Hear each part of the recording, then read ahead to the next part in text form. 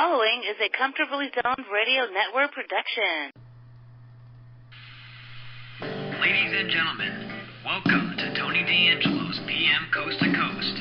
Now, here's your host, Tony D'Angelo. And a very good afternoon to you, all our friends and fans up and down the stations of the Comfortably Zoned Radio Network.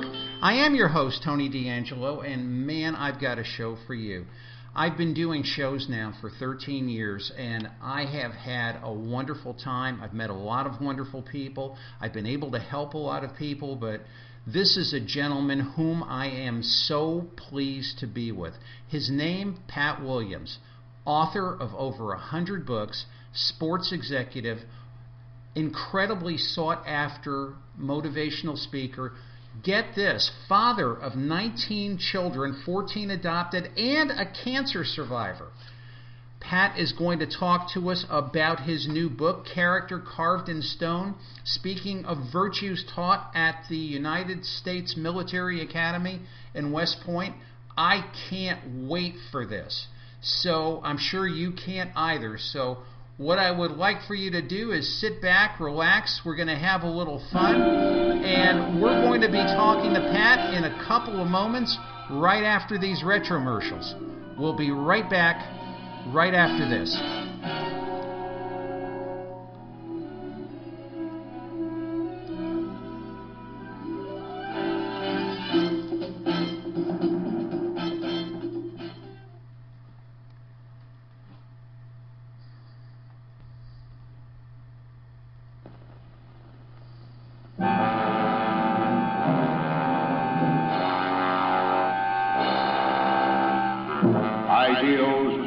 Commando is here to help you.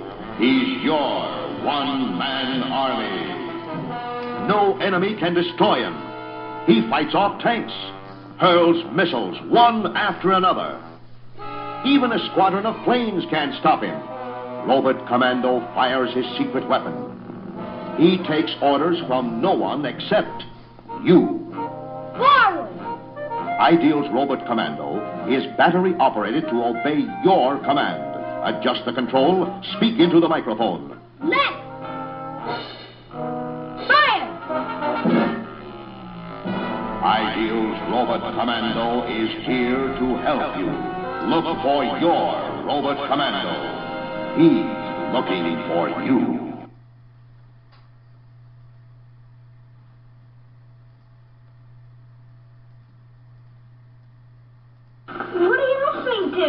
This Remco transistor radio I made myself.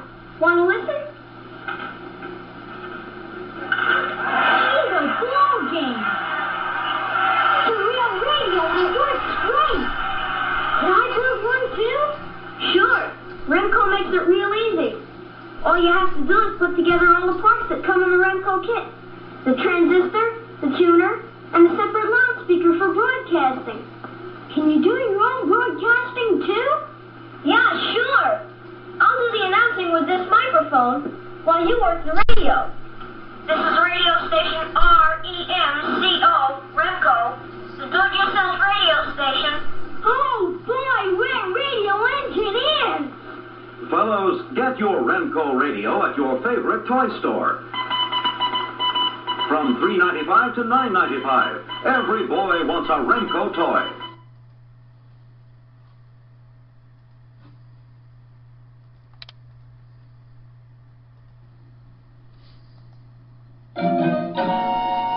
Alerting the stations up and down the line.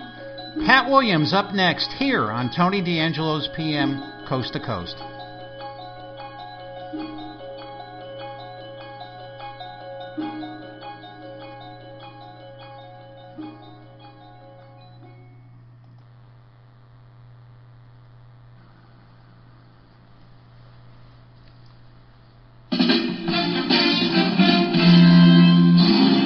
Ladies and gentlemen, up and down the coast of the Comfortably Zoned Radio Network, I'm honored today to be joined by this fine gentleman.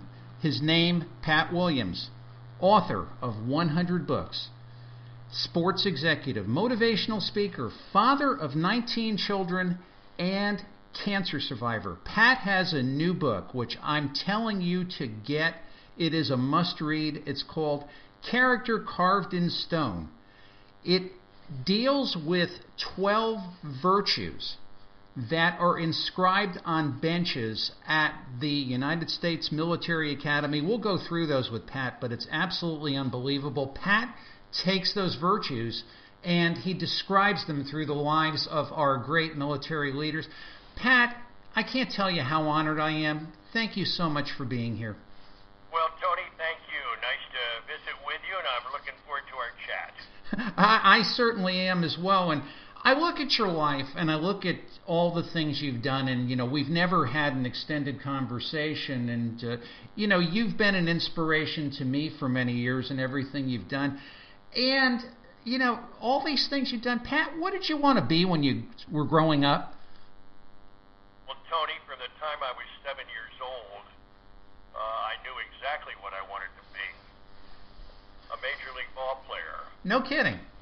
My dad took me to my first big league game when I was 7 in Philadelphia, and I fell in love with the sights and the sound and the smell and the color of baseball.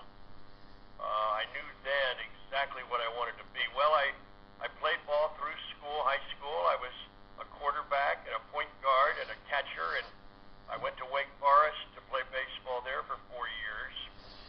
And then I got into professional baseball. I spent 2 years as a minor league catcher in the Phillies system, 5 years running minor league ball clubs for the Phillies.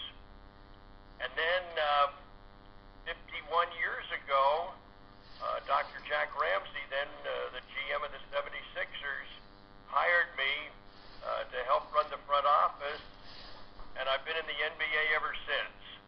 So I've been in the sports business, Tony, and from the time I was 7, that's all I really cared about.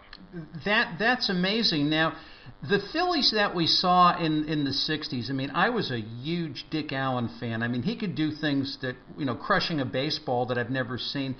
Who were some of the guys you were playing with? Well, my first year in Miami, 1962, I was a catcher. My battery mate was one 18-year-old Ferguson Jenkins. Oh, my Lord. One of our outfielders was Alex Johnson, who went on and had a long career in the major leagues, including won a batting championship one year in the American League. Yeah, he's an excellent hitter. Those were the two best Phillies prospects that I was with. You mentioned Richie Allen. Well, in 1963, in Miami, one of my teammates was his brother Hank Allen, who went on to the big leagues and also had a pretty good career. And then a little footnote to that, in 1966, when I was the general manager of the Phillies Farm Club in Spartanburg, South Carolina, our first baseman was a youngster named Ron Allen. Yes, I recall. The youngest of the Allen boys. He got to the big leagues briefly with the Cardinals. So my life was pretty well entwined with the Allen brothers. And yes, I'm in accord with you. Dick Allen was one of my all-time favorites. And the sight of him taking that huge bat that he carried and parking one up over the roof at Connie Mack Stadium out into the darkness. Oh, boy. Phillies fans from that era will never forget him. That was a sight to behold. It really was. This new book, Character Carved in Stone. I'm just going to make a general comment. When I look at your body of work of 100 books, so many of them deal with management and leadership. And one thing I want to tell you, Pat, where you particularly helped me this week and honestly this morning, I think with a lot of people that run businesses and, whatever endeavors they are, and like, could I be left alone? Will these people go away so I could do what I need to do? And one chapter in the book, or one little part of the book, and I can't tell you exactly where it is, where you said, do not look at this as an imposition. Look at it as that you are an agent of healing and change in a world that badly needs you. And I can tell you that thought really held me together. Well, Tony, thank you. Let me just give you a little background Please. on the new book, which, by the way, is the 110th book that I've been fortunate enough to pen over 45 years. Some years ago, I was invited up to West Point to speak to the sports teams at Army and the coaches. I had a wonderful time doing that. And then they gave me a tour of the campus. And that's a moving experience. You know, to think of all the history that took place there, and you see the different statues and the monuments and the cemetery at West Point. Well, anyway, there's a little park up there called Trophy Point on the campus. It looks out over the historic Hudson River. And as I was going through that little park, I noticed a bench, a stone bench. And I looked further, and I noticed that there were more benches. In fact, I counted there were 12. And for some reason, I decided to look at those benches more carefully. I'm glad I did. Because engraved at the end of each bench was a word, a different word. Words like compassion and courage. Words like integrity, loyalty, trust, responsibility, those kind of words. And I thought, boy, there's got to be a backstory here. Well, there was. And in 1935, the class of 1935 at West Point donated those benches to the school.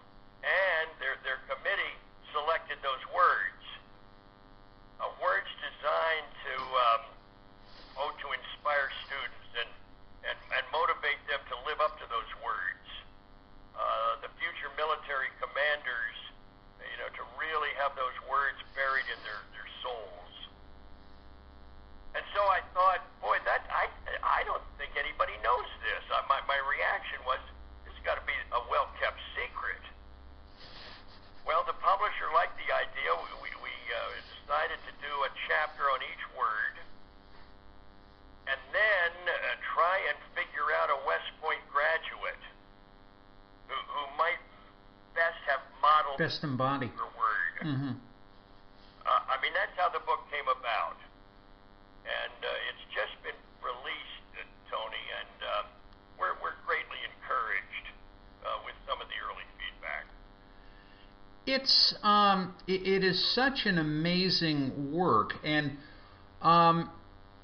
in your estimation, what are the 5 ways, you know, those of us who, like myself, I run this broadcast endeavor, and during the days I masquerade as a tax practitioner, a trust officer. How does this apply to me or other people in business? What are 4 or 5 ways that the book and the virtues in the book can help us be more courageous and help us to do better in our daily endeavors? Well, Tony, as people read this book, they're soon going to find out that this is really a leadership book. These great West Point leaders we use as examples, but what I really hope is that people will read this book and come away saying, as a result of reading all of this information, I feel better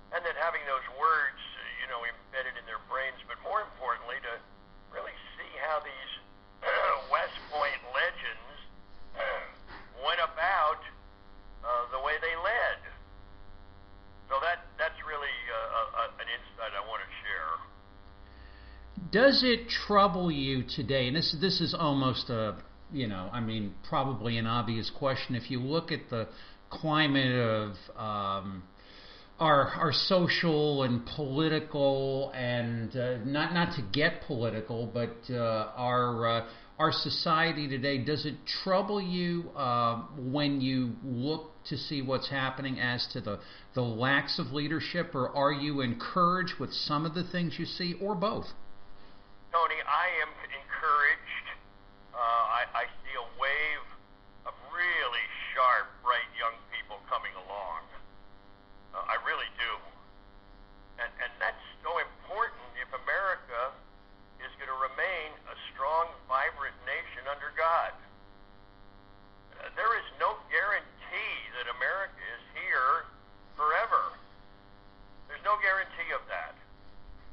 Our country was formed miraculously in the 1770s, the 1780s. It was an absolute miracle.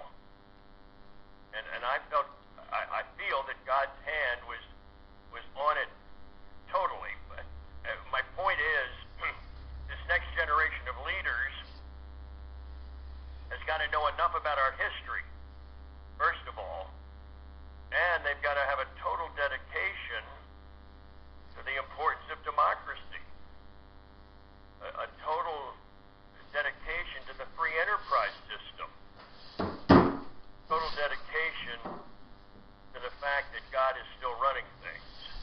I understand. Still in charge. And when we get into the book, one of the things that really struck me was that the compassion of great leaders. Now, we've all worked for people or worked under people that, for some reason, compassion was something that they never seemed to show. You mentioned compassion is not incompatible with leadership. Why do some people believe that a good leader cannot be compassionate? Well, I'll tell you what, in that chapter that you just mentioned, Tony, the model that we used was Ulysses S. Grant, which may surprise people. He was a hard-nosed general who had one mission, and that was to win the war. A lot of soldiers died under his leadership. He was known as Butcher Grant. However, when you really study Grant, he truly cared about his soldiers. He had a great compassion for them. And I'll tell you something else. He had a great, great tenderness for horses and animals. There was one example in the book where during the war he saw off on the side of the road a soldier just whipping and beating his horse unmercifully. Well, Grant stopped. He was very, very angry. And he went over and challenged that man that if he ever found him doing that again, there would be severe punishment. I mean, that's how much he cared about the horse. So, yes, another way I think of wording compassion is probably people skills. Great leaders have a heart for people. They care about people. They're interested in other people. They have empathy for other people. I guess what I'm trying to say is they love people. And they care about them. That's a great earmark of outstanding leaders. They truly, truly have a heart and a concern and love for people. Pat, if you had to name a Mount Rushmore, 4 men or women who are great military or business leaders, and I realize here I'm catching you on the fly, name a couple who would be there and why. Well, it's a good question. You've got to put George Washington on that list, because of his 8 years of leading our forces that created a new country. Won a war against the greatest military machine in the world at that time, England. So Washington is there. You've got to put Ulysses Grant on that Mount Rushmore.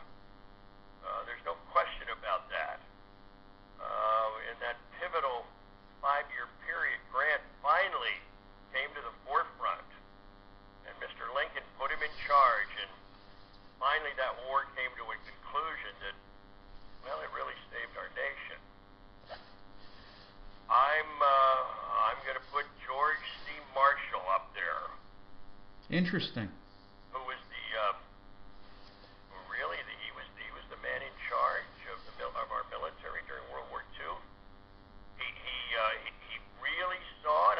He wanted to lead the D-Day invasion, but Roosevelt needed him back in Washington. Roosevelt said, "I couldn't sleep at night if you were not here."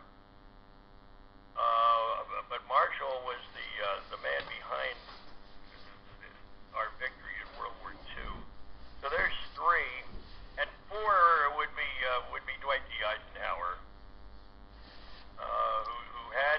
he was appointed to be in charge of the Normandy invasion, the battle that brought the war against Germany eventually to a conclusion.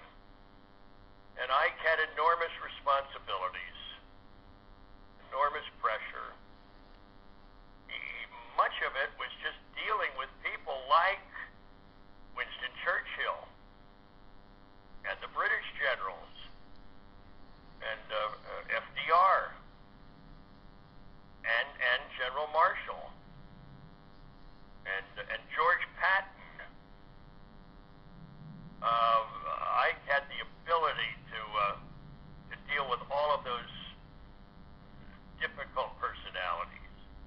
So, how's that sound? Washington, Grant, Marshall, and Eisenhower.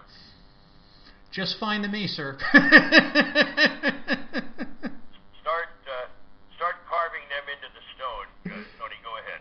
I will. Thank you. And what I'd like to know is, how does a man write over 100 books?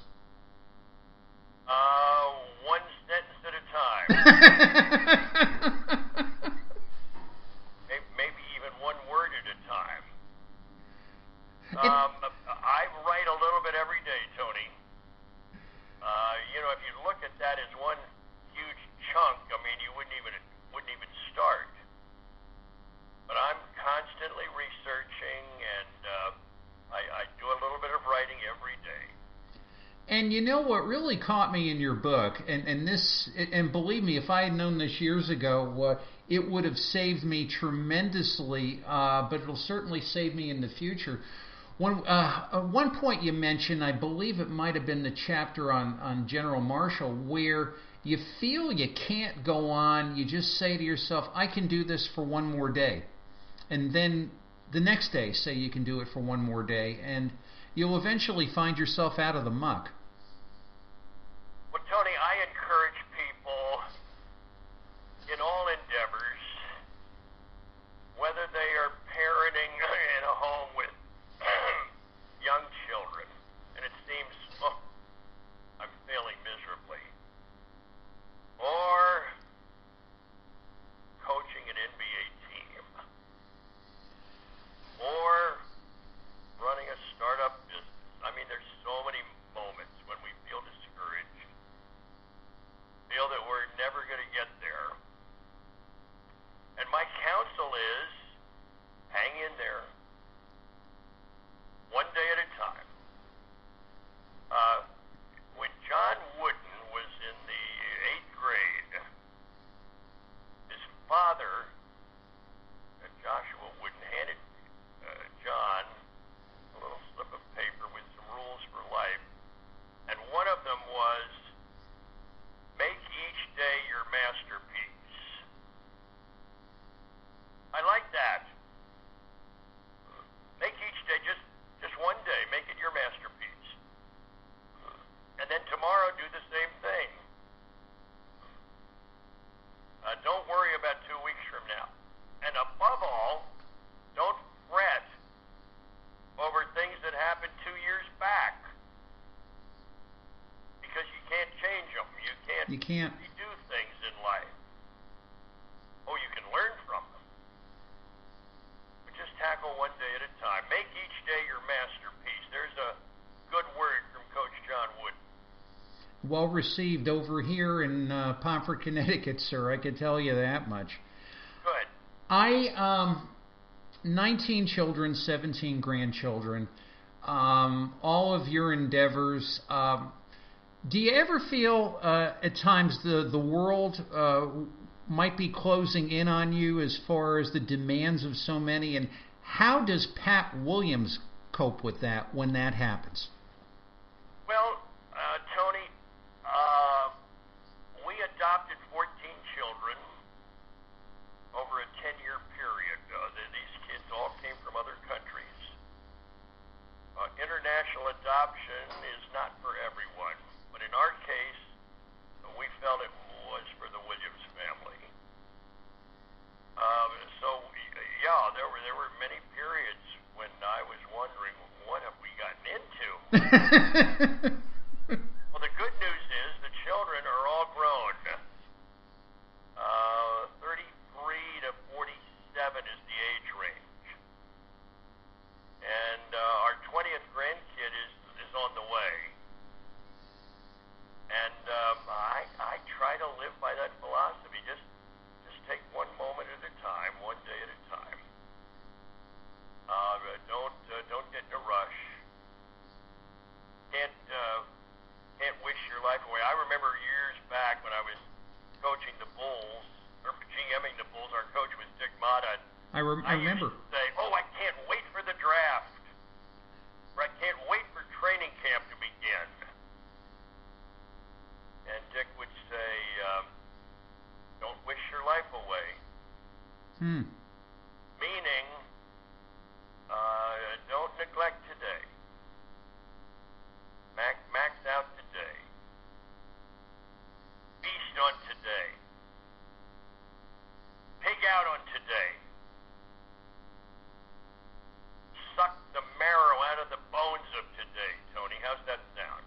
I'm just here, Pat, just shaking my head and really drawing in all of these things and, seeing my own sins in the process. Thank you. I'm really, really, really appreciative. And you're absolutely right, because as we both know, tomorrow's not promised to us. And the most wonderful thing, among the most wonderful things that God has done for us, He does not reveal to us our future. I mean, for example, if he did, and we learned that in 6 months we're going to be diagnosed with cancer, or 1 year from today, our very best friend is going to die. I mean, God in His love for us has not done that. He just allows us enough vision to live today to the absolute fullest. Tomorrow, will take care of itself. Absolutely. Amen. Let's all work together to max out today and feast on it, enjoy it, live it to the fullest. I like that.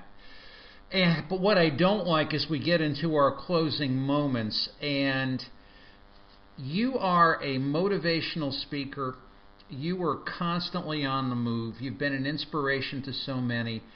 Where do our friends and fans get in touch with you to speak to them and to follow all of the myriad of endeavors, as my beloved deceased rabbi client would say, using the word myriad? I loved it. And all the things you do. Well, Tony, let me share a few things here. First of all, the new book is called Character Carved in Stone. The author is Pat Williams. The publisher is Revell, Revell. Go up to Amazon, go to BarnesandNoble.com, booksamillion.com, and order the copy. That would be great. Secondly, my contact is Orlando Magic Pat. The Twitter page is, or my email is pwilliams@orlandomagic.com. pwilliams@orlandomagic.com. Always love to hear from people, Tony. I enjoy that very much. Well, and I'll tell you, and I'll close with this. About 15 years ago, you were doing your book on Jackie Robinson, and one of our On the Comfortably Zoned Radio Network, we have I'll use the word myriad again, of jocks and hosts, and very esteemed gentlemen. And one is Ron Rabinowitz, who is a boyhood friend and a lifelong friend of Jackie Robinson. And Ronnie's become a very good friend to me over the years, and he's shared a lot of the virtues that you shared in your book, and you and I had a very brief conversation at that time, a couple of stories I was able to relate to you that hopefully were of hope to you from my growing up in Stamford, Connecticut. I never met the man, I'm very sorry I didn't. But And you really were one of my first contacts in this business, and you had shown to me such graciousness and kindness, and I thought, the fact that this man has shown kindness to me, Pat, I just wanted to tell you, I've never forgotten it, and I've always appreciated it, and I'm ever so grateful to you then and now. Well, Tony, thank you. I appreciate that very much. I've enjoyed our visit. I hope people enjoy this new book. And just to... Tony, always good to talk to you. And you too, Pat. Thanks so much, and appreciate all you've done here, and continually keep us posted on what you do. Good. All the best to you. Thanks, Tony. You too. Some people have big plans after school. You know what Elliot's going to do? Jeff, too. Elliot's at work on a book report using scripted on Radio Shack's Color Computer 3. It hooks up to his TV. And Jeff's at his Radio Shack Color Computer 3 playing the newest football game.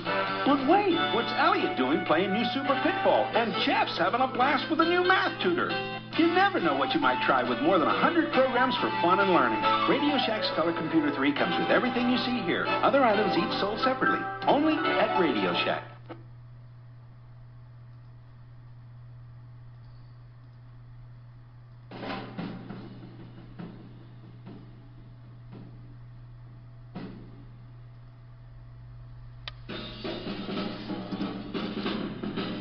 Special thanks to our honored guest, author, sports executive, dad, and motivational speaker, and all-around great guy, Pat Williams. Go out and get his book, Character Carved in Stone. I'm telling you, it's a must-read. We'll be back next week with a very special guest. I'll let you know who that is. So, from Tony D'Angelo, and from all the jocks and hosts on the Comfortably Zoned Radio Network, we bid you a wonderful day. And let's take Pat's admonition. Let's take this day, I'm going to start using that, and suck the marrow out of it. Because remember, tomorrow is going to take care of itself, and tomorrow's not promised to us. There's a lot of good stuff we can do today. Let's go out and start doing it. You guys have a wonderful week, and we'll see you real soon. God bless and take care.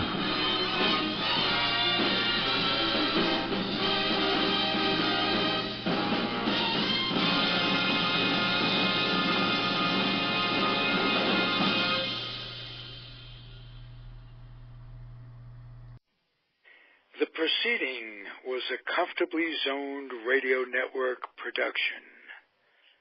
Thank you for listening.